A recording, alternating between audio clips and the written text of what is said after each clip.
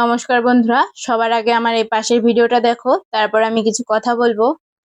আসসালামু আলাইকুম। প্রথমত আমরা যতগুলো এলাকায় গেছি প্রত্যেকটা এলাকায় অনেক পরিমাণে ত্রাণ দেওয়া হয়েছে, মানে উপহার সামগ্রী আমরা যেটা বলি আর কি।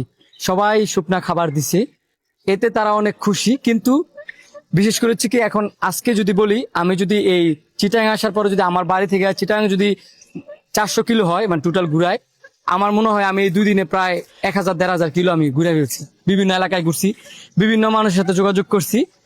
কিছু কিছু এলাকায় এখনো আমি দেখছি যে পানি নেমে গেছে, প্রায় এলাকা থেকেই পানি পানি নেমে গেছে, কিন্তু কিছু কিছু এলাকায় এখনো ঘরবাড়ির সামনে পানি আছে আর কি। কিন্তু তাদের চাহিদা হচ্ছে একটাই, খাবার না।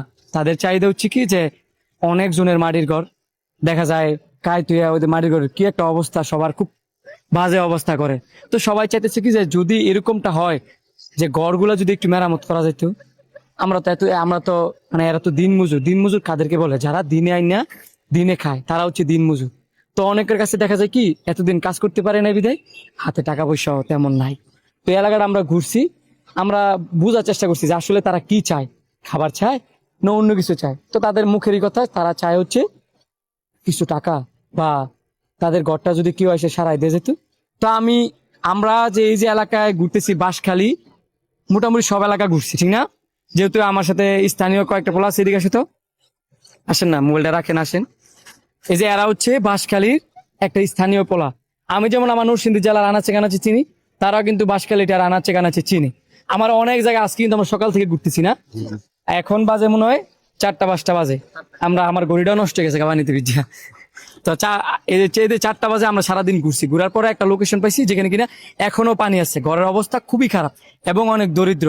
কালকে আর আজকেই মনে হয় ত্রাণ আসছে, মানে উপহার সামগ্রী আসছে, ইয়ার বাদে আর কেউ আসে নাই। কিন্তু আমরা যে যে বাঁশখালী এলাকাটা ঘুরছি, শহর শহর সাইডে, মানে রাস্তার সাইডে টাগে টাক সিরিয়াল, ঠিক না?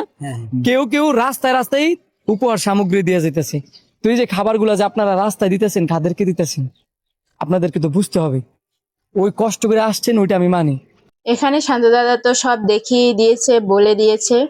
এখন আমার বলা একটাই, যে তোমরা যে যা পারো, 2 টাকা 5 টাকা 10 টাকা যা দিয়ে তোমরা সাহায্য করতে পারো সাহায্য করো। তারা এখন অসহায় হয়ে পড়েছে, তাদের মাথা গোঁজার মতো ঠাঁই নেই, তাদের ঘর বাড়ি ভেঙে গেছে।